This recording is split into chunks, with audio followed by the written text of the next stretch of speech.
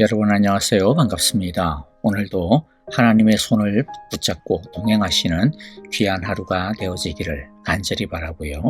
오늘도 넘치시는 우물물과 같은 은혜를 우리 모두가 기름하시는 복된 예배가 되기를 바랍니다. 함께 찬양하겠습니다.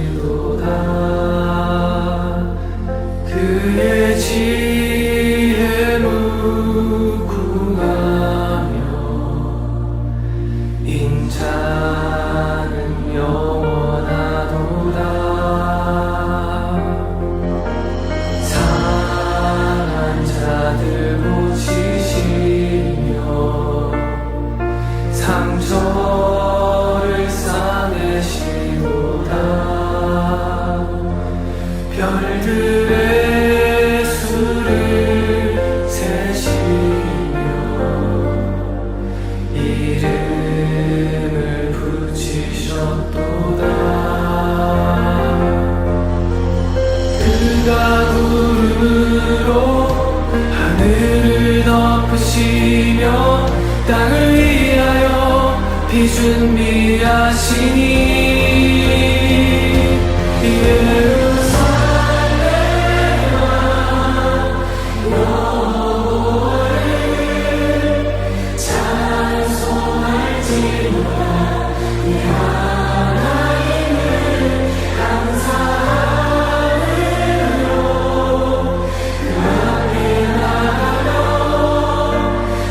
임재 앞에 경배해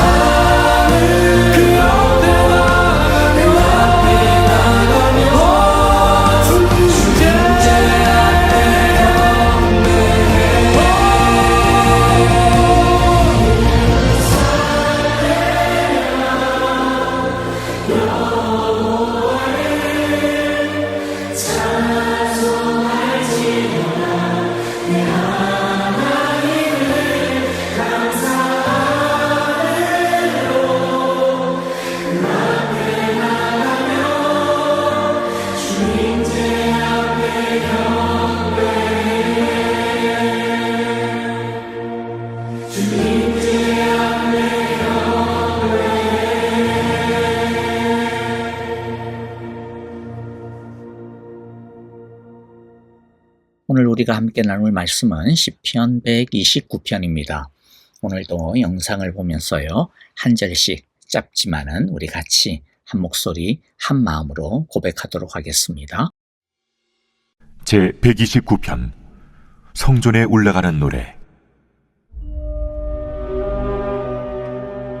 이스라엘은 이제 말하기를 그들이 내가 어릴 때부터 여러 번 나를 괴롭혔도다. 그들이 내가 어릴 때부터 여러 번 나를 괴롭혔으나 나를 이기지 못하였도다. 밭가는 자들이 내 등을 갈아 그 고랑을 길게 지었도다. 여호와께서는 의로우사 악인들의 줄을 끊으셨도다. 무릇 시온을 미워하는 자들은 수치를 당하여 물러갈지어다. 그들은 지붕의 풀과 같을지어다. 그것은 자라기 전에 마르는 것이라. 이런 것은 베는 자의 손과 묶는 자의 품에 차지 아니하나니 지나가는 자들도 여호와의 복이 너희에게 있을지어다 하거나 우리가 여호와의 이름으로 너희에게 축복한다 하지 아니하느니라.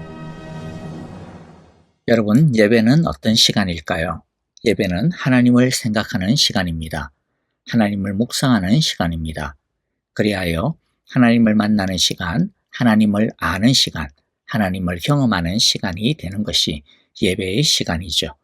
따라서 우리가 예배드릴 때 제일 집중하고 힘을 주어야 하는 일은 다른 것이 아니라 하나님을 바라보는 것입니다. 하나님을 생각하고 바라보는 좋은 방법 중 하나는 지난 우리의 삶 가운데 찾아오셨던 하나님의 은혜의 순간을, 구원의 순간을 기억하는 것입니다. 우리가 성경을 열심히 읽어야 하는 이유 중 하나는 바로 성경은 이스라엘이라고 하는 한 민족을 매개체로 삼아 그 민족 가운데 찾아오셨던 하나님의 구원의 역사이기 때문입니다. 이스라엘은 그냥 남의 민족이 아닙니다. 남의 이야기가 아닙니다. 하나님께서 당신의 백성으로 삼는 모든 믿음의 사람들의 모델이라고 생각하면 됩니다. 그러므로 성경 속의 하나님은 바로 나의 하나님이십니다. 이스라엘을 구원하신 그 하나님은 바로 나를 구원하시는 하나님의 일인 것이죠. 오늘의 이 고백은 이스라엘이 지나왔던 시간들을 짧게 회상하는 내용입니다. 주위 악한 나라와 하나님의 나라와 비전에 대해서 관심도 없는 악한 사람들로 인해 믿음의 이스라엘 사람들은 수시로 위협을 받았습니다. 외부적인 위협뿐만 아니라 사탄은 그들의 마음과 믿음을 공격하여 스스로 타락하고 죄로 인해 수렁텅이에 빠져버리게 하는 위험을 당하기도 했습니다. 그 공격과 위험이 얼마나 심했는지 모릅니다. 3절에 굉장히 인상적인 표현을 사용하는 것을 보게 되는데요. 밭을 가는 사람이 밭을 갈아엎듯 그들이 나의 등을 갈아서 거기에다가 고랑을 길게 냈으나, 의인들이 겪는 어려움과 고난이 얼마나 심했는지 마치 자신들의 등에다가 고랑을 파서 밭을 가는 것과 같았다라고 표현을 합니다. 그러나 4절의 말씀처럼 그때마다 의로우신 하나님께서는 악인의 사슬을 끊어주시고 풀어주셨습니다. 여러분, 우리도 종종 이러한 고난을 겪지 않습니까? 꼭 구체적인 어떤 나쁜 사람들한테만 어려움 당하는 것만이 고난이 아닙니다. 환경일 수도 있고요. 심지어는 우리의 마음과 믿음을 공격하는 사탄의 불화살도 해당이 됩니다. 오늘의 이 말씀은 이렇게 고난 가운데 있는 성도에게 주시는 하나님의 답변입니다. 그래서 1절에 보면 이렇게 고백하라고 하나님이 명령하시죠. 이스라엘아, 이렇게 고백하여라. 그 뜻은 고난을 당할 때마다, 악한 사람이 괴롭힐 때마다, 악한 사람의 형통을 볼 때마다 오늘의 이 말씀을 기억하고 기억하라는 뜻입니다. 우리가 이스라엘 전체의 모든 이야기들을 다 할 수는 없습니다만은 몇 가지만 한번 떠올려 볼까요? 하나님께서 아브라함을 갈대아 우르에서 부르시어 가나안 땅으로 인도하셨습니다. 가나안 땅에 들어온 후 그들은 낯선 이방인으로, 이민자로, 숫자도 그렇게 많지 않은 소수자로 그 땅에서 정착하기 위해 부단히 애를 써야 했습니다. 자기들의 소유로 된 땅 한 평 없이 이리저리 옮겨 다녀야 했습니다. 어떤 때는 기근이 찾아와 식량과 풀을 찾아 이집트라고 하는 먼 나라로 먼 길을 여행해야만 했습니다. 거기서 아브라함은 자기의 아내를 빼앗기는 엄청난 위기를 만나기도 했죠. 어느 누구 하나 자신의 억울한 이야기를 들어주는 사람이 없었습니다. 아니, 자신의 하소연을 누군가 들어준다 한들 그게 무슨 위안이 되고 힘이 되었겠습니까? 자신의 아내를 빼앗아간 사람은 이집트의 황제 바로인데 말이죠. 바로가 아내의 몸값, 지참금으로 주는 금, 은, 보화와 안정적인 지위가 무슨 소용이 있겠습니까? 영주권이 무슨 소용이 있겠습니까? 호의의 얼굴을 하고 나타났지만 그 바로도 무엇보다도 어떤 누구보다도 무시무시한 강도였습니다. 아무도 자신을 도울 수 없는 그때에 하나님이 하늘로부터 임하셨습니다. 바로에게 나타나 사라를 취하지 못하도록 막으셨습니다. 아무도 없다라고 넋을 놓고 있을 그때에 하나님은 그에게 나타났습니다. 아브라함이 깨달은 것은 아무리 기근이 들어도 약속의 땅을 떠나서는 안 된다는 것이었습니다. 약속의 땅에도 기근이 들 수 있는가라고 우리도 의아해할 수 있습니다. 이 땅에서는 얼마든지 약속의 땅이라 할지라도 기근이 찾아옵니다. 하나님의 백성이라 하더라도 어려움을 당합니다. 이 땅은 천국이 아니기 때문입니다. 하지만 그 기근도 하나님이 허락하신 것이고 그 아픔도 하나님이 아시는 아픔이고 그 고난도 하나님의 통치 아래 있는 고난임을 우리는 잊지 말아야 합니다. 이 기근과 고통을 하나님이 보고 계시고 알고 계시고 핸들링하고 계시며 통치하고 계십니다. 하나님이 약속의 땅에 기근을 주신 것은 아브라함을 굶겨 죽이기 위해서가 아니었습니다. 기근 속에서도 어려운 가운데서도 고난 가운데서도 아무것도 없는 그 소망 가운데서도 하나님의 능력으로 살아갈 수 있다라고 하는 것을 하나님만으로만 살아갈 수밖에 없다라고 하는 것을 보여주기 위해서였습니다. 알게 해주기 위해서입니다. 그 어려운 가운데서 하나님만을 붙드는 믿음을 가질 수 있도록 연단시키기 위해서였습니다. 우리도 어려운 일을 당하면 이러다가 꼼짝없이 망하겠구나, 굶어 죽겠구나 하는 염려가 들 때도 있죠. 그러나 하나님이 하나님의 백성에게 고난을 허락하신 것은 그 고난을 통해서 하나님을 경험하게 하기 위함입니다. 그 어려움을 통해 하나님을 더 알게 하기 위해서고 더 보게 하기 위해서입니다.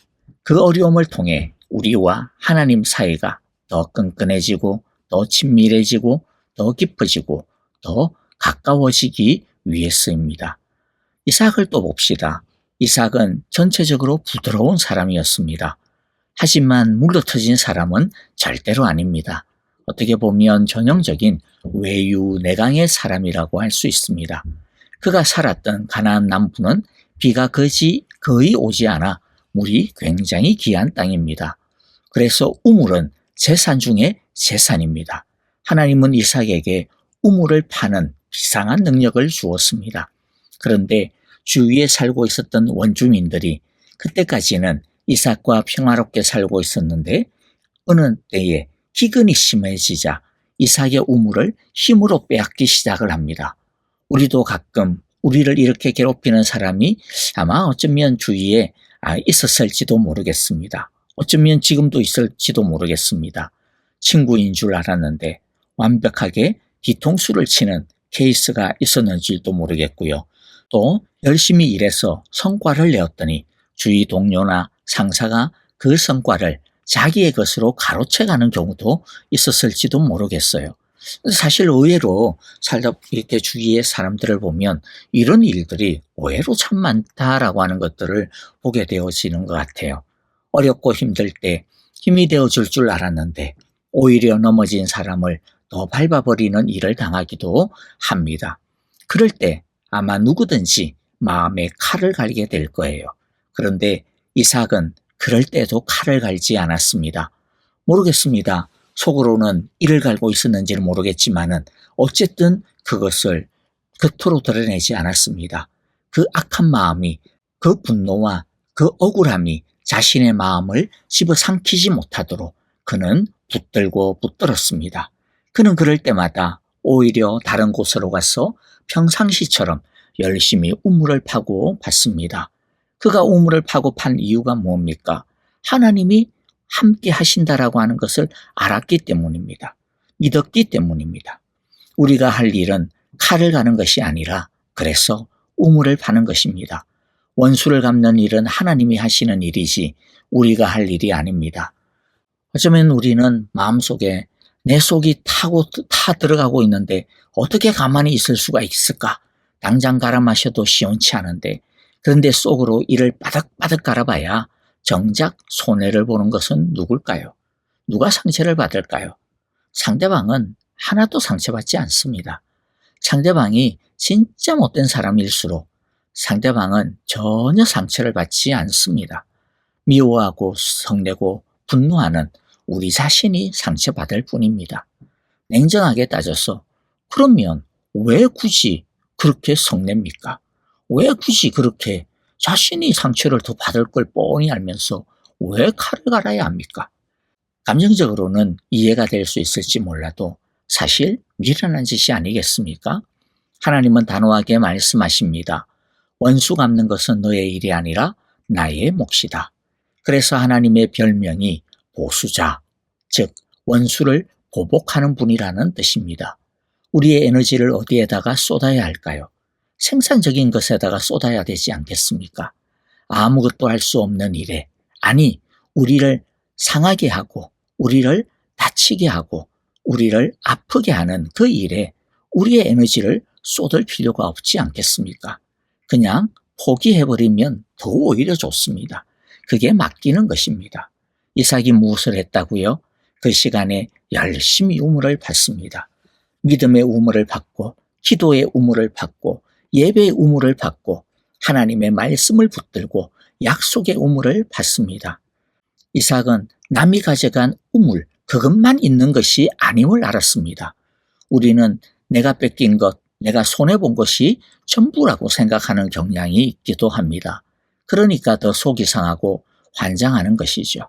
그러나 하나님은 어떤 분이십니까? 창조주 하나님이십니다.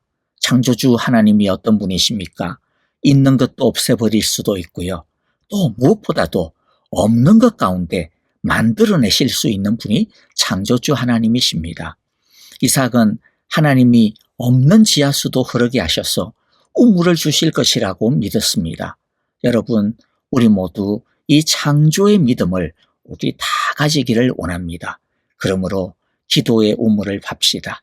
성령의 우물, 은혜의 우물, 구원의 우물, 주님 앞에서 기도와 예배의 우물을 우리 모두 팜으로써 정말로 없는 것 가운데 솟구치게 하여 주시는 그 하나님의 놀라운 구원의 은혜들을 우리 모두가 알기를 바랍니다. 나를 괴롭히는 사람, 환경, 나를 괴롭히는 사탄은 한 줌도 안 되는 것들입니다. 하나님은 결국 의를 드러내게 하십니다. 그래서 악한 자들의 형통과 성공은 오래가지 못합니다. 그래서 그 악함을 배아파할 이유도 괴로워할 이유도 없는 것이죠. 성공과 실패의 단 하나의 기준은 하나님이 인정하시는 삶인가 아닌가 하는 하나뿐입니다. 우리가 죽으라고 애써야 하는 것은 그래서 다른 것이 아니라 하나님의 마음에 드는 것, 그 마음에 드는 사람이 되는 것입니다. 시편 1편에서 하나님이 가르쳐 주신 복의 비밀을 항상 마음에 새겨서 진정한 복의 사람이 다 되어지기를 기도합니다. 시편 1편 6절입니다.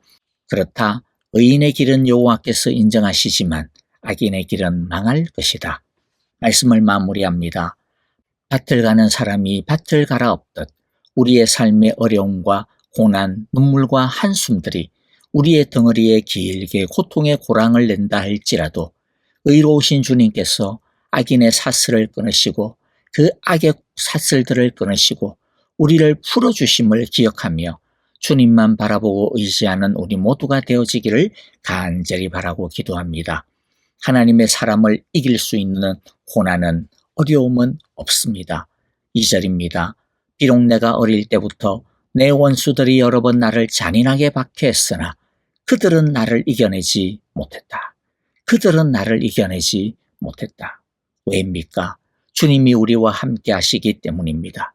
우리가 기도하며 하나님을 바라보고 하나님만을 신뢰하며 의지하고 붙들 때 하나님은 엉클어진 그물처럼 우리를 칭칭 감아제 끼고 오글과 메고 있는 이 문제와 고통의 사슬들을 다 풀어주십니다.